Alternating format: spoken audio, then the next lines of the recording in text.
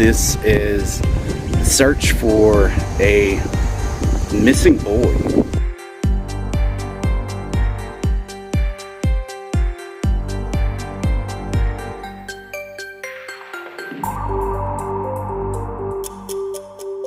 That totally vanished in February of this year, in 2024. His name was Sebastian Rogers. And on Sunday, February 25th, earlier in the day, he was at the location where I'm at right now. It is the local bowling alley here in Hendersonville.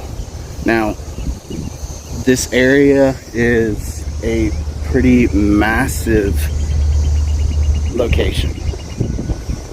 The reason why I decided to come here is because I want to get a better understanding of how the events happened that day. Now, my initial thought of this area is that it's really kind of uneasy. The individuals that I've met have kind of a somber feel to them. Even standing outside of an area like this is strange. But I think that this bowling alley actually holds the secret to what happened to Sebastian that night. As you can see, it's a gigantic building. I'm not going to show you the inside because there's people inside and I'm not looking to cause any trouble. But looks like they have a bar and grill in there, circus world, there's bowling alley, there's all kinds of stuff to do. So according to Katie, Sebastian's mother, they were at this local bowling alley, the Strike and Spare Indoor Amusement Park. And then they went to a place called BJ's, and that Sebastian had ordered this big old bag of popcorn that he enjoyed. Following that, they went to Texas Roadhouse. So according to Katie, following getting the popcorn, following getting going to the bowling alley, they went to Texas Roadhouse for dinner, and then they went home. What happened at the house is extremely strange. Around 10 p.m., Katie said that she had heard a thud inside of the house, and that she had vocally talked to Sebastian through the door, essentially. We are in Sebastian's neighborhood right now. I want to show you all the house. So this is the corner house where, if you look right back there, it's where Sebastian out.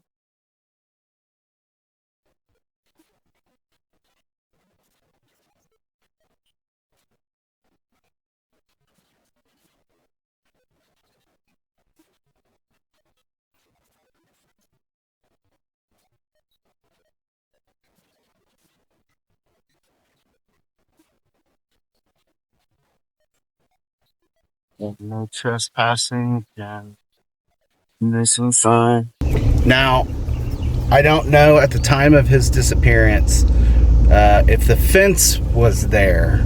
That's an interesting part to this. What I'm going to try to do now is see if I can find some local woods. It's really weird to me that I am not seeing more signs of Sebastian. So what happened in this case on February 26th this year, 2024, a 15-year-old boy with high-functioning autism vanished in the middle of the night from his house. supposedly barefoot. Now, his last known sighting happened either at Texas Roadhouse or at this bowling alley, where he initially had a great night with his family, great Sunday night. But come Monday morning, everything went dark. I'm going to do my best to drive around and see what I can come up with. I'm going to look at maps and try to determine if maybe there is a geological formation that people are missing, that could have played a part in this. I think that's a big aspect of these missing person cases. Now, from my understanding, Sebastian's mother was in the home when Sebastian disappeared. Sebastian's stepfather, Chris, was in Memphis. When Katie realized that Sebastian was missing, she immediately called Chris in order to figure out, exactly what to do. Chris called the local sheriff's department, which is what he should have done if he was in Memphis. Because if he was in Memphis and he dialed 911, it's going to send him to the local emergency response. It's not going to send him to here. A big part of this case, in these other cases, is that we have individuals that come out and are looking to cause drama here. They are pointing the finger at everybody, and because they want to find justice, or they're trying to sensationalize this situation, but that does not help anything. It does not, and it needs to stop. These accusations going across the board have to stop. It's not going to help the case. It's not going to help him be found one bit. It's not. So it needs to stop. And that's what's really frustrating to me, because at the end of this, there's a boy missing and we need to find him. It's 2024. Like, everybody should know who this person is, and everybody should be looking. We'll deal with the justice later. We got to find him first. It's also cicada season, so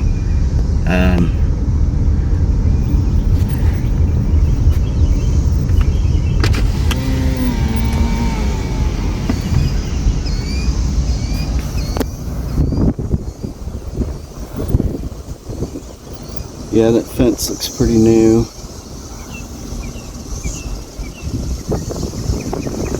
So I don't know what part of the house he would have exited from.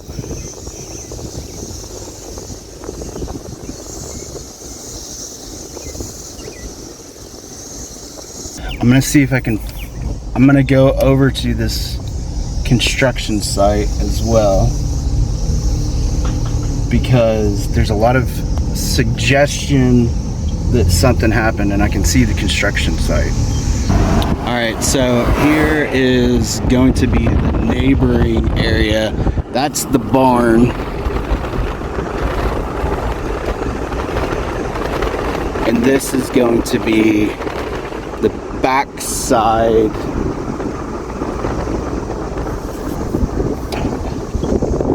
here, where the construction would have been happening. I try to kind of keep my camera down. I'm not trying to draw any attention to myself. Looks like a beautiful area.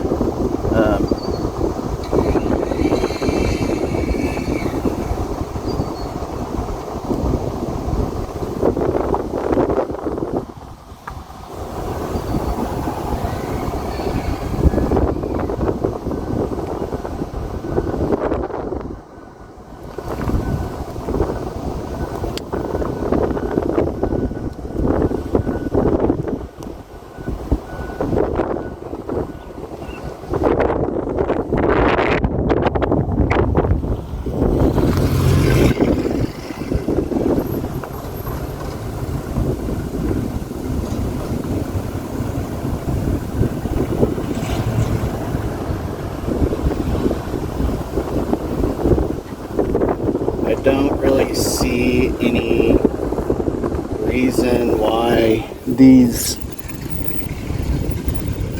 contractors, most contractors are hardworking people. They are not going to allow anything. And right now I am being followed, I think. This construction worker, I don't know. We'll see. Okay, so that is the barn that this is really difficult.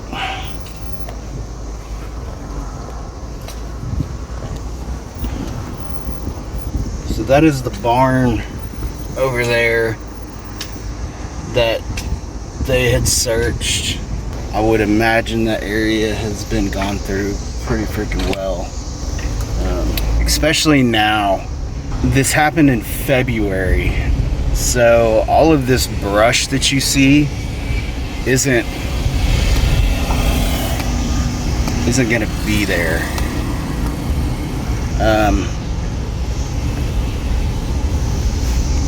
It's gonna be all thinned out,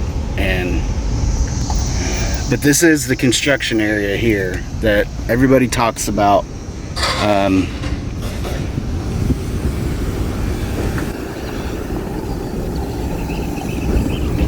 And there's a lot of people here. I really just don't see, there's just too many people. There's too many people. I don't see how it could go unnoticed. I just really don't, because I had this big search plan.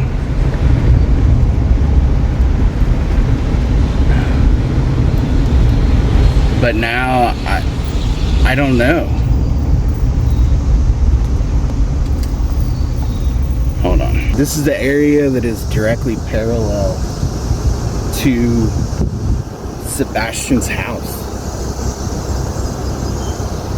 So even if he left his house, went through the neighbor's yard, he would have ended up in another neighbor's yard.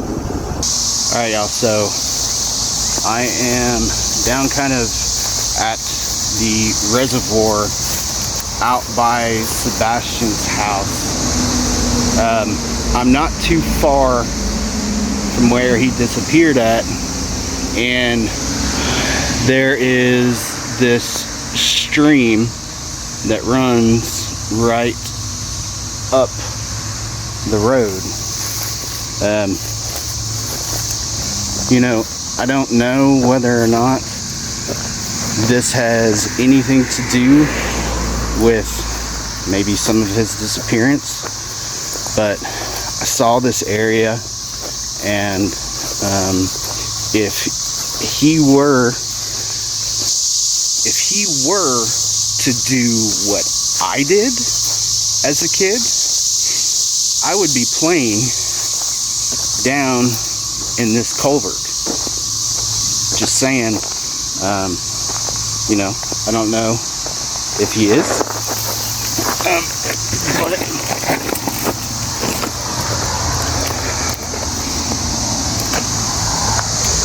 I'm gonna go look, because when this area is like, there's just house after house after house. Across the way looks like private land, which it would be, law enforcement's gonna search there, like they had to look.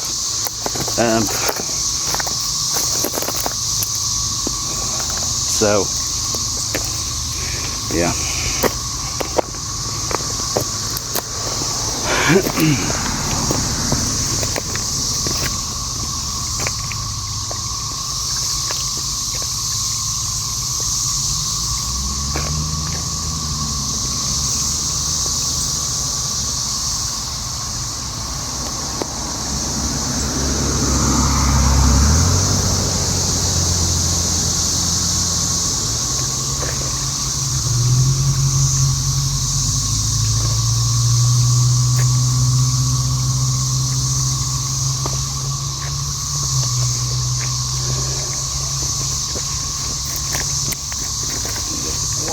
missed.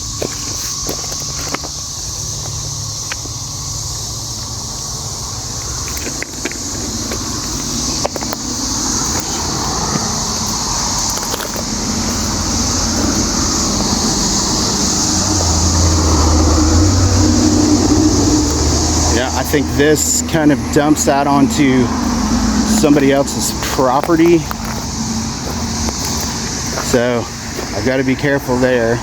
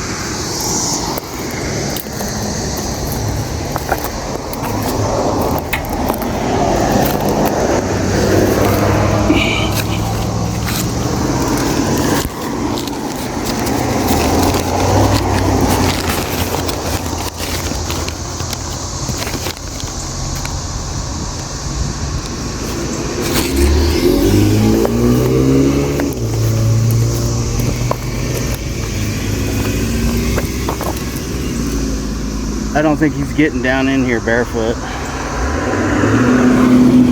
It's just a straight fall. I'm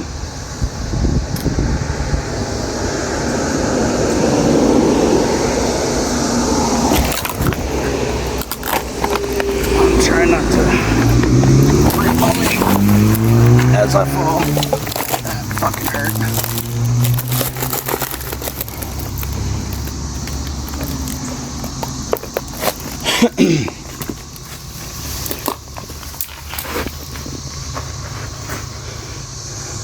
So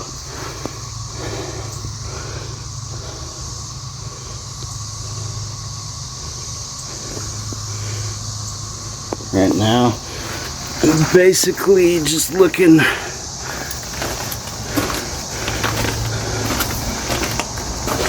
for anything that I can find.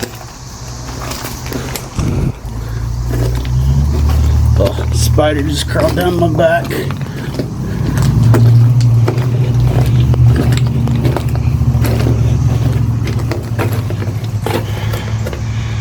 Man.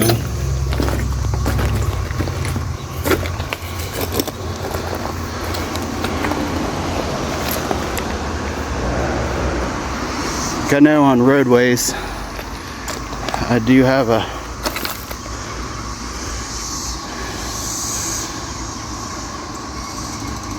little bit of a leeway.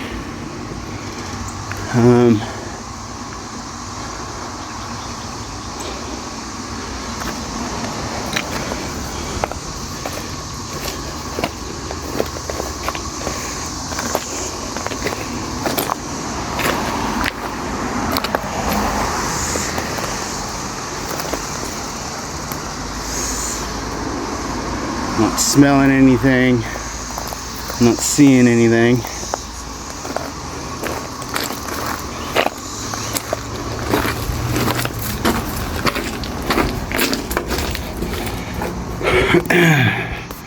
Mike comes down here.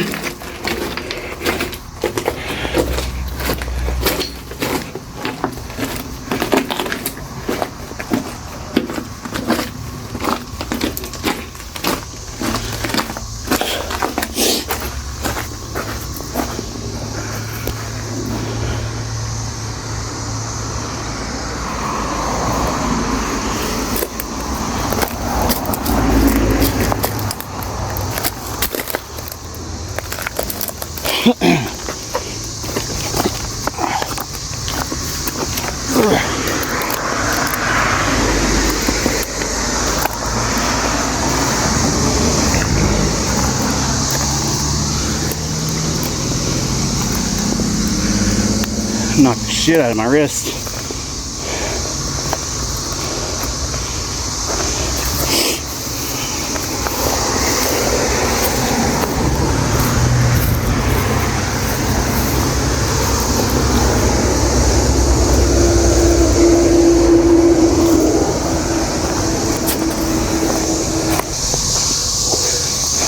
So my biggest concern right now is I've seen like 2 Sebastian Rogers signs. I think that is something that needs to change dramatically to assist with this case, because right now the people that are going to be interested in this are the people that are interested in true crime and paranormal stuff. It's not the average person. So that's a major red flag with this case, is that needs to be addressed. These children, we have to plaster their faces everywhere. Everywhere. I don't know how we could get that done, but that would be my first move right now.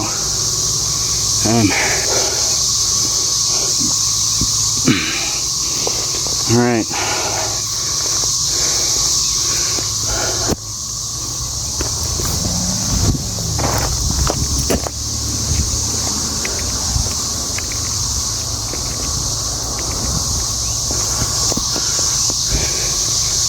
So I want to be very careful about what I'm doing, because I don't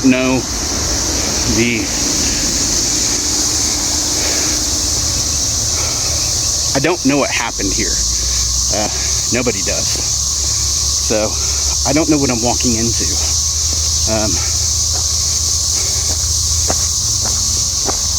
I think it's important for us to search for Sebastian. I think if I had a conflict with somebody, being out here, I could just tell them what I'm doing, and I would think the average person would be okay with it if I crossed onto their land. But for Sebastian's mother to have spoken with him at 10 p.m. on Sunday,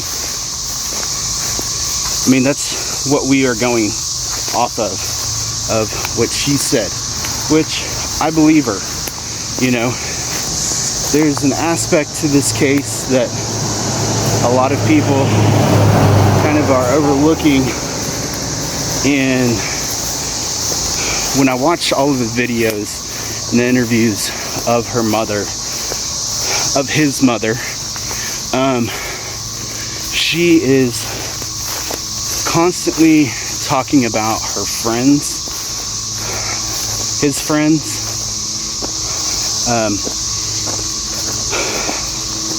how she is pretty discouraged at the fact that he doesn't have any friends. So I think an important aspect of this case is that kids can be freaking evil.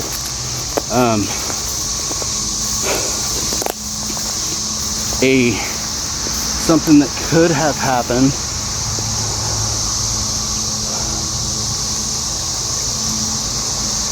is that at the bowling alley, a group of kids could have talked Sebastian into sneaking out.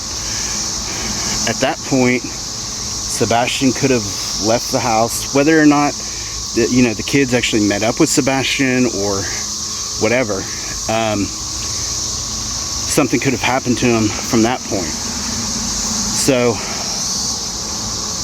I'm hoping that the police is looking into that. I don't know. I haven't heard anybody talk about that, because You know, with having autism, it's most likely he had been separated from his classmates. You know, he's not going to have the developmental relationships that a typical 15-year-old would have. His parents said that he had problems socially. You know, I don't know if that's going to play a role in this, but to me, as a parent and as a boy that was 15 once, I could see myself wanting friends, wanting to be cool, you know, and try to sneak out of the house to show my friends or the people that I want to be friends with that I'm cool, and that, you know, I don't know. It's weird. Alright, we're gonna go up to the next spot. So the area that I just went into is kind of the washout area.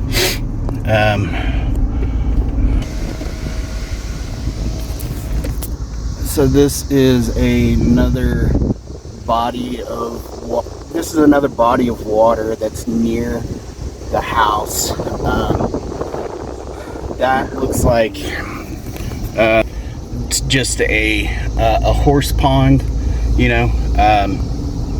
I don't know. I take that back. I'm like 90% positive the sheriff's department would have searched there. So, you know,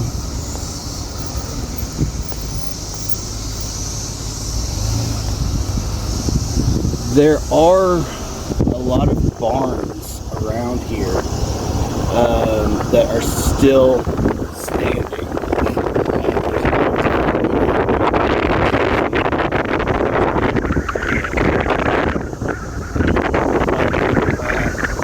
Barns that I am seeing are still functional. So, but at the same time, I'm not sure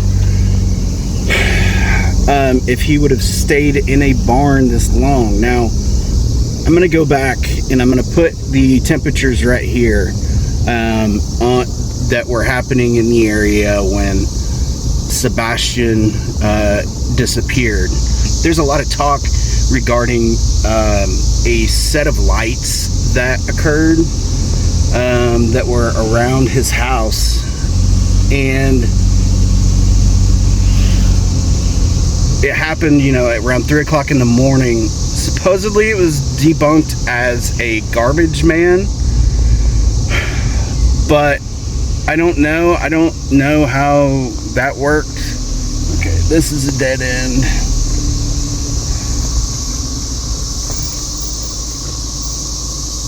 All right, hold on one second. So here is another pond that is nearby. It's just a better shot of the one I showed you earlier.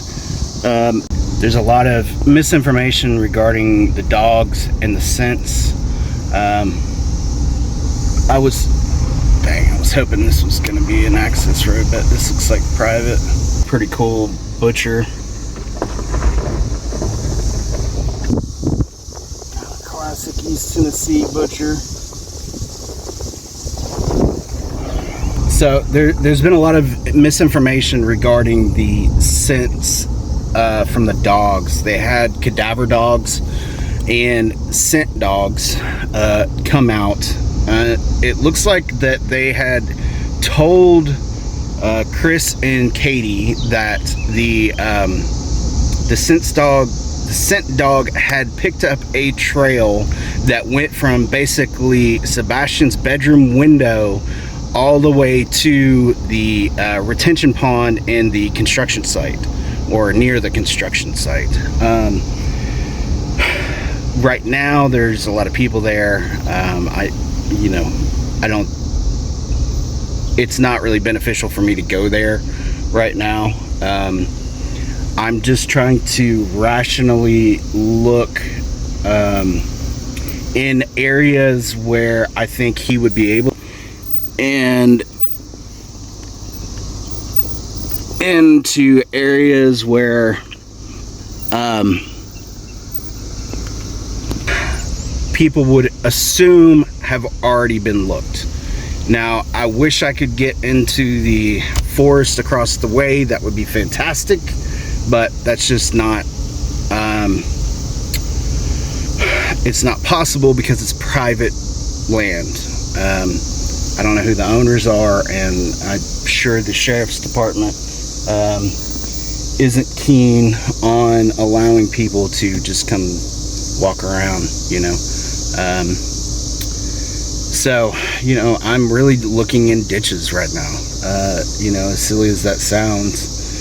This is another one of those situations that is kind of similar to the Summer Wells case, which makes me question about the kind of lead as far as Sebastian being abducted, right? I think it's a possibility that he could have been abducted, and I think that abduction also could have happened at either the Texas Roadhouse or the Strike and Spare. From my experience dealing with the human traffickers that I did, with the training that I received, is that they will often have these guys that are essentially lookouts. So they will be going to local areas where they will be looking for kids and basically mark them. So say Katie and Sebastian go to Strike and Spare, and one of these human traffickers are there.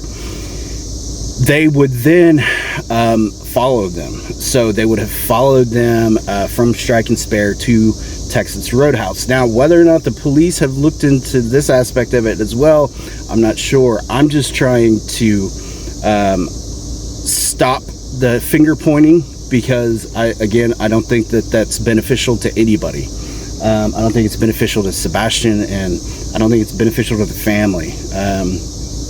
But what I want to do is I want to bring up other possibilities. Now, there's a lot of speculation as to why they went and searched a landfill in, I think, Pikeville, Kentucky. I don't think that has why they would be searching in Pikeville, Kentucky is really kind of strange. So now I am back over in it, and I want you all to really kind of pay attention to how there are no signs.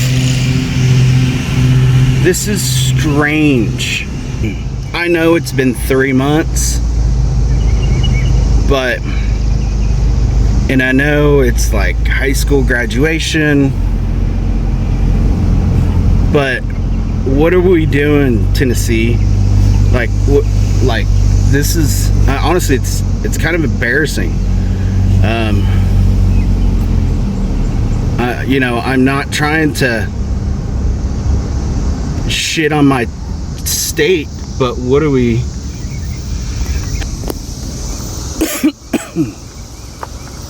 So here is a construction area.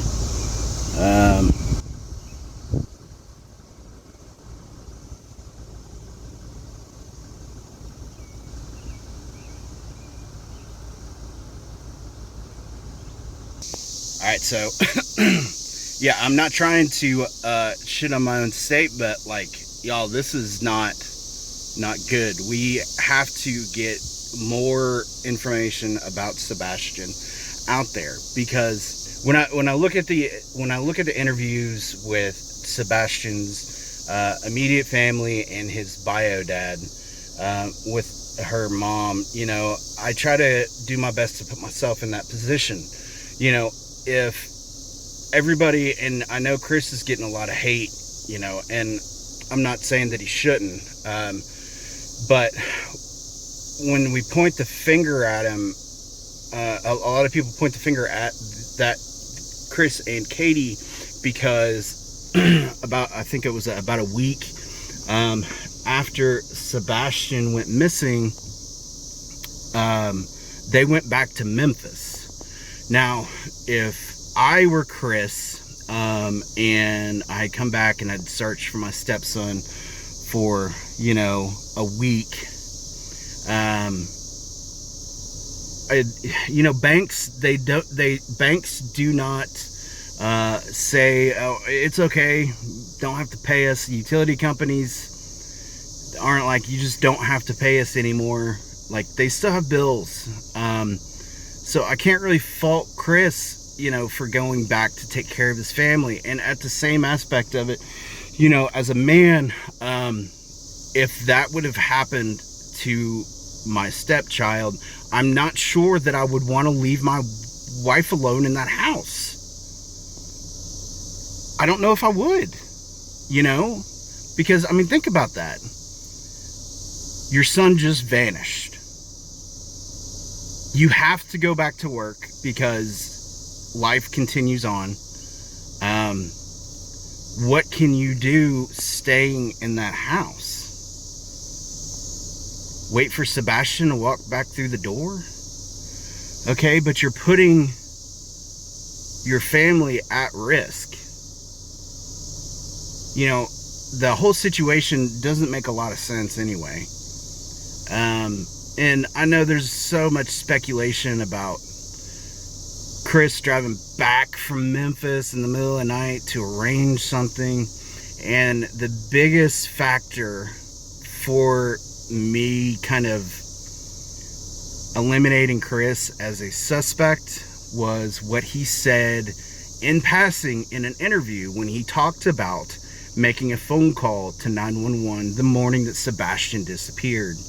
Now, anybody would know that's not something that you would think about right offhand. If Chris made the 911 phone call, he would have had to have been routed from Memphis to Hendersonville. And I don't think that that's a detail that a lot of people picked up on. Now, of course, regardless of what everybody says, you know, that they have been cleared of any foul play or criminal whatever, I'm sorry, you're not. You're not until Sebastian's found and we know what happened to him. There is an obligation there to continue to look for him. But, you know, I'm drawing a lot of attention to myself here. So I'm going to keep on moving. Because I'm okay, we're going to drive all the way around his neighborhood and we are going to count the missing persons signs. Now, maybe, you know, you all just haven't thought about this, okay? All right?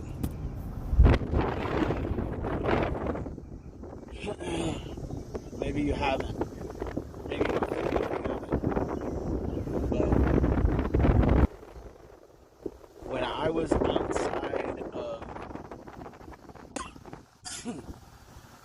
I was outside of the strike and spare, I saw a little boy that kind of fit the description. I had to stop and Google that picture.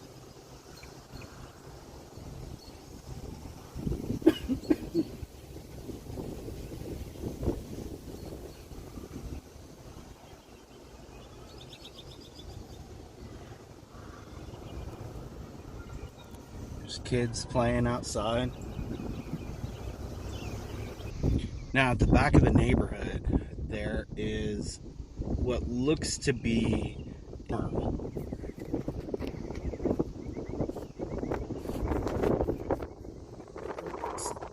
a farm.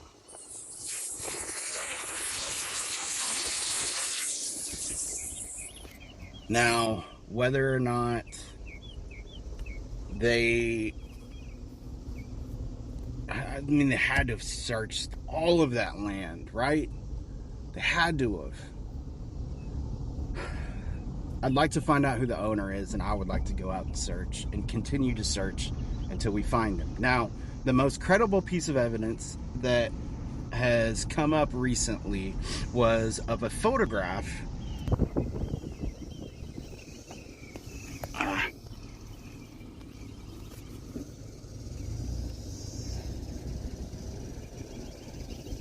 looks like they have a garage cam now.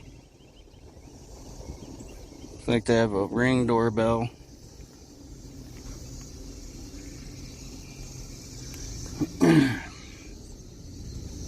This is the neighbors.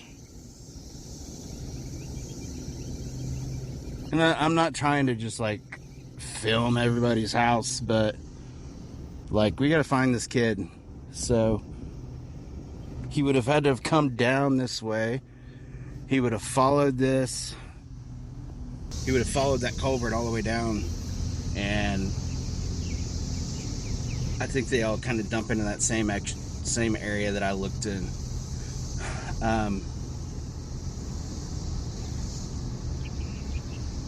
But the most credible piece of evidence that has occurred, that has come about, happened in North Carolina. There was a lady who had stopped at a rest stop or at the visitor center there, and she at that point had seen a little boy that matched the description of Sebastian. She took, I believe, either a couple pictures or a small video, which is here, and the supposedly TBI and the local police department stepped into it, into the situation. There's a cemetery. This is where so during the search for Sebastian, the dogs actually were reported to have found some sort of scent in this area. Now, at the time, Sebastian was supposed to be barefoot. They don't know what happened, but we're going to take a nice quiet walk through the cemetery around the edges and try not to draw attention to ourselves, okay?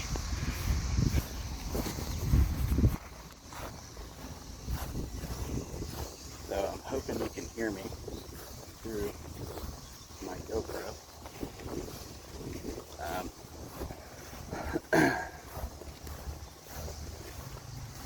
Because this isn't, I'm not ghost hunting, none of that nonsense. Not ghost hunting, none of that stuff.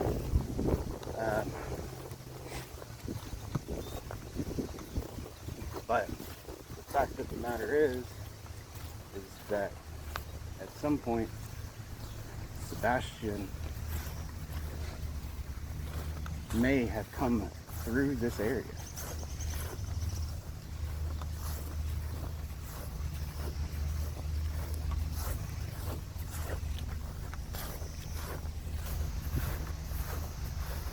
Now, in no way am I trying to suggest that anything nefarious happened here, but this could have been a location that Sebastian knew.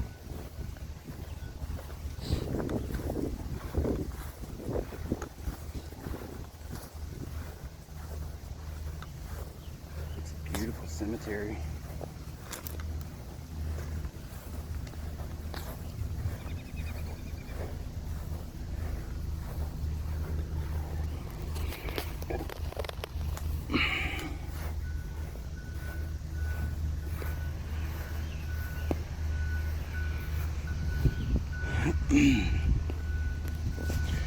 So I think it's absolutely imperative that we, as a society, as us as kind of internet sleuths that look into cases like these, that we stop pointing fingers.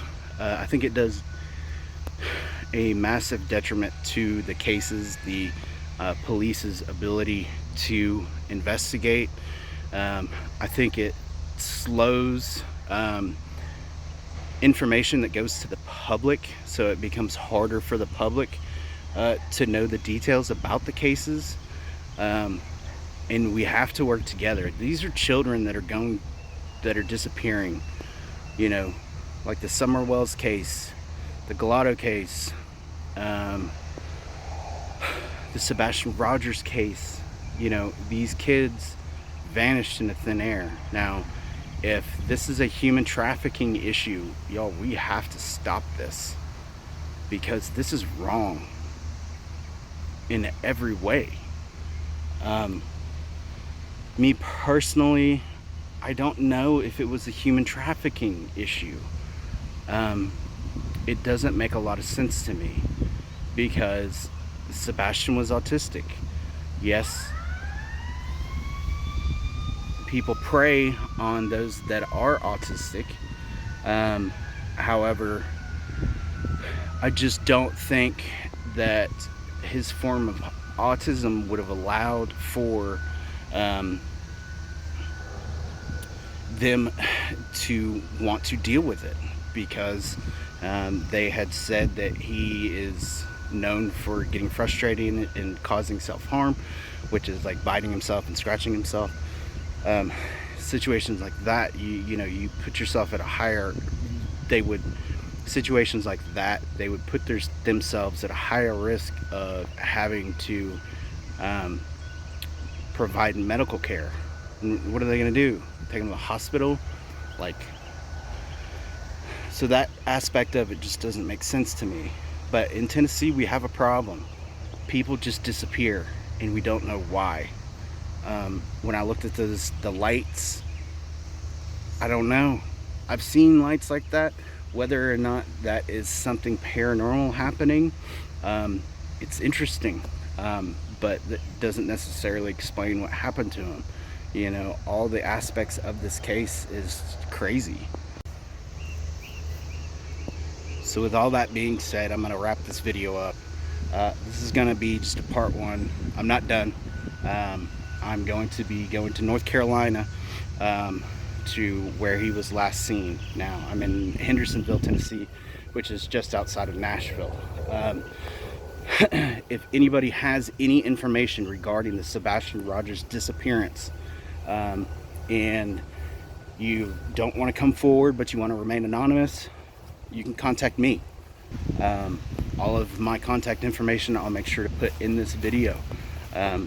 Please do not hesitate. If you know something, you can send it to me anonymously, then I can forward that information, and you know, it'll create a boundary, because this is terrible what's happening, and Sebastian isn't the only one. On average right now in Tennessee, between 600 to 700 people go missing in Tennessee. So if you are new to the channel and you want to support my work, please hit that subscribe button. If you like this video, please give it a like. Let me know what you think down in the comments. If you all have any leads on places where I can look for Sebastian, please email me. You know, that's another thing with this case, is that I'm not seeing anybody showing the locations of where this is happening. With the Summer Wells, it was way less populated than Sebastian. I have been noticing, though, a group of people around here, and I've seen this vehicle 3 times. It's really kind of nerve-wracking. It's strange. I don't know what's happening here. I don't. But I'm tired. and I got a 3.5 hour drive home. So I hope you all enjoyed this. Let's see if we can get some justice for Sebastian, and let's find him. Let's make these changes that I've suggested. Thanks. Until next time.